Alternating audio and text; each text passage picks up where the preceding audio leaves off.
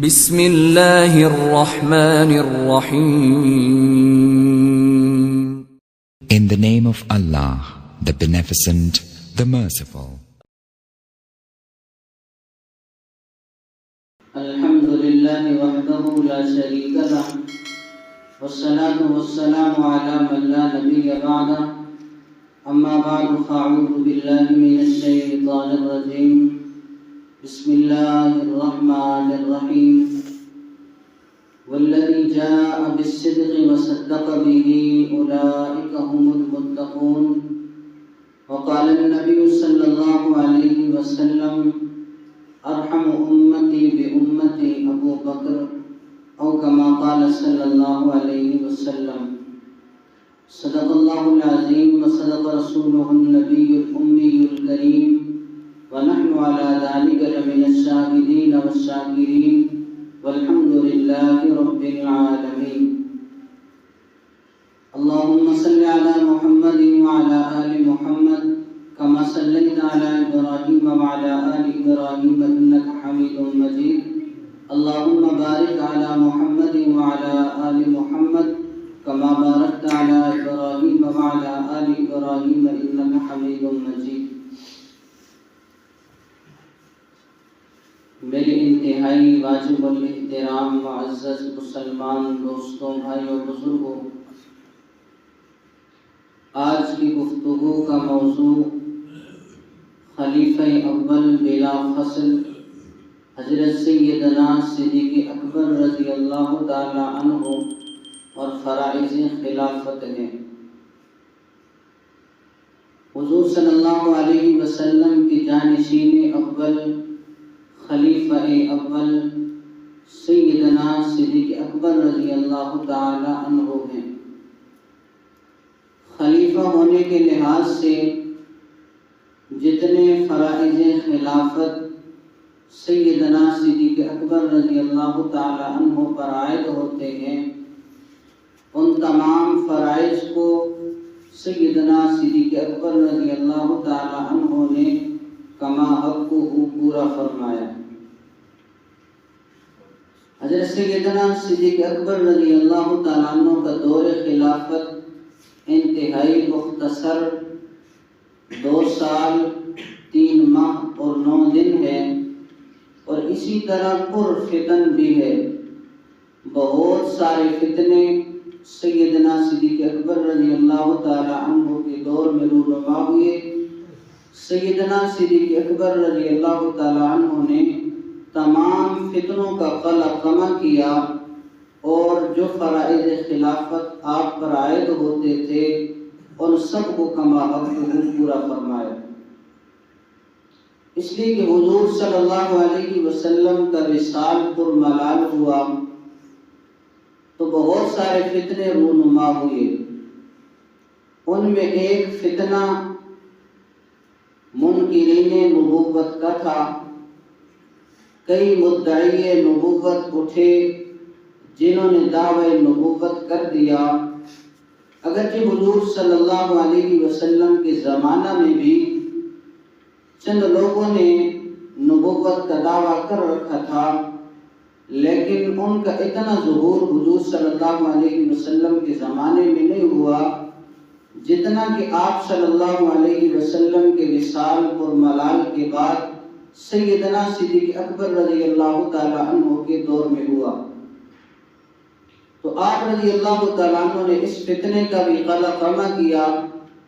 اسی طرح مرتدین کا فتنہ ظاہر ہوا، منکرین زکوٰۃ کا فتنہ ظاہر ہوا.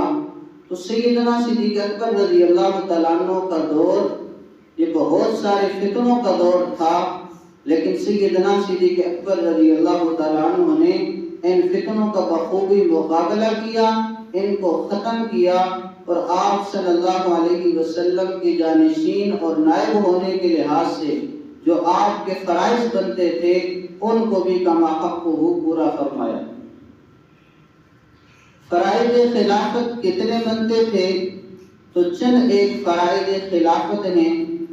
نمبر 1 منصب نبوت کی حفاظت کرنا. تو سیدنا صدیق اکبر رضی اللہ تعالی عنہ نے منصب نبوت کی بھی حفاظت فرمائی، جو کہ فرائض خلافت میں سے ایک فریضہ تھا۔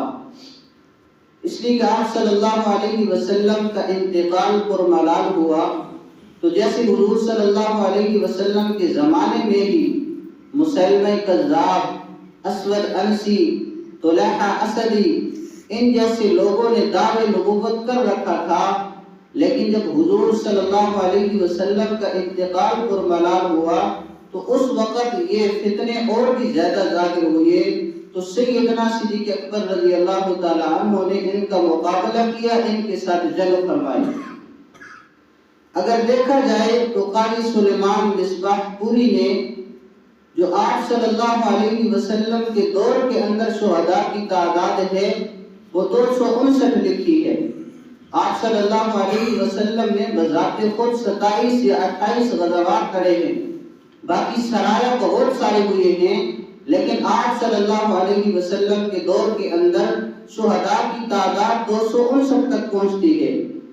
اور سیدنا صدیق اکبر رضی اللہ تعالی عنہ نے جو مسیلمہ کذاب کے خلاف جنگ یمامہ لڑی تو اس کے اندر 1200 کے قریب صحابہ رضوان اللہ تعالی علیہم اجمعین شہید ہوئے، اور صحابہ رضوان اللہ تعالی علیہم اجمعین نے اپنی جانوں کے نذرانے پیش کر کے حضور صلی اللہ علیہ وسلم کی ختم نبوت پر پہرا دیا، اور سیدنا صدیق اکبر رضی اللہ تعالیٰ عنہ کے دور کے اندر یہ کام ہونے کی وجہ سے انہوں نے فریضہ ختم نبوت کو اس کی حفاظت بھی فرمائی، اور فریضہ خلافت کہ منصب نبوت کی حفاظت کی جائے تو اس فریضہ خلافت کو بخوبی پورا فرمایا۔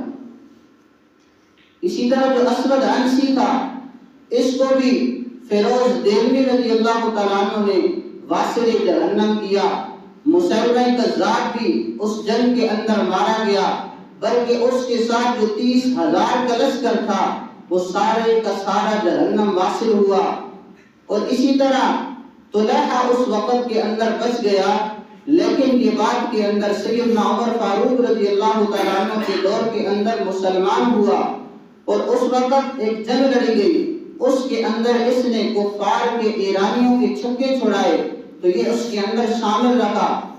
اسی طرح ایک عورت تھی سجا بنت حارث، اس نے بھی دعوی نبوت کر دیا، حالانکہ عورتوں کو نبوت کبھی بھی نہیں ملی، لیکن اس نے کہا کہ مسیلمہ کذاب جو 100 سال کا بوڑھا ہے اس نے بھی یوں سرداری پالی ہے، یوں عزت پالی ہے دعوی نبوت کر کے، تو لہذا میں بھی دعوی نبوت کر دیتی ہوں، اس لیے کہ وہ کاہنہ بھی تھی، تو لہذا اس نے بھی دعوی نبوت کیا ہوا تھا۔ بعد کے اندر اس نے بھی دعوی نبوت کو چھوڑ دیا اور اس سے رجوع کیا، اس لیے کہ سیدنا صدیق اکبر رضی اللہ تعالیٰ عنہ نے اس فتنے کے خلاف اتنا کام کیا، اتنی جدوجہد کی کہ اکثر مدعیان نبوت نے اپنے دعووں سے رجوع کیا اور اس دعوے کو چھوڑ بیٹھے، اس لیے کہ سیدنا صدیق اکبر رضی اللہ تعالیٰ عنہ نے ان کے خلاف بہت زیادہ جدوجہد اور کوشش کی اور یوں منصب نبوت کی حفاظت فرمائی۔ اسی طرح فرائض خلافت میں سے دوسرا فریضہ جماعت نبوت کی حفاظت ہے، تو سیدنا صدیق اکبر رضی اللہ تعالی عنہ نے اس فریضہ خلافت کو بھی بخوبی پورا فرمایا۔ جب آپ صلی اللہ علیہ وسلم کا انتقال پرملال ہوا تو آپ صلی اللہ علیہ وسلم کے وصال فرمانے کے بعد تمام صحابہ رضوان اللہ علیہم اجمعین سنبھالے جا رہے تھے، سنبھالنے والی ہستی سیدنا صدیق اکبر رضی اللہ تعالیٰ عنہ کی ہستی تھی، اور جماعت نبوت کی یہاں پر حفاظت فرمائی، حتیٰ کہ سیدنا عمر فاروق رضی اللہ تعالیٰ عنہ اس خبر کو تسلیم کرنے کے لیے تیار نہ تھے کہ حضور صلی اللہ علیہ وسلم کا انتقال پرملال ہو گیا ہے، تو ایک بلیغ خطبہ دیا جو کہ آج بھی وہ خطبہ لوگوں کے لیے بشار راہ ہے۔ وما محمد الا رسول قد خلت من قبله الرسل افإن مات او قتل انقلبتم على اعقابكم ومن ينقلب على عقبيه فلن يضر الله شيئا وسيجزي الله الشاكرين، کہ محمد صلی اللہ علیہ وسلم اللہ کے رسول ہیں، پہلے بھی تو کئی رسول گزرے ہیں، اگر حضور صلی اللہ علیہ وسلم کا انتقال ہو گیا ہے تو آپ صلی اللہ علیہ وسلم سے پہلے جو بھی علیہ الصلوۃ والسلام گزرے ان کا بھی انتقال ہوا ہے، لہذا ہم عبادت کس کی کرتے ہیں؟ اللہ کی عبادت کرتے ہیں۔ اللہ زندہ ہے، قائم رہنے والی ذات ہے۔ جو محمد صلی اللہ علیہ وسلم کی عبادت کرتا تھا تو وہ یہ جان لے کہ محمد صلی اللہ علیہ وسلم کا انتقال ہو گیا۔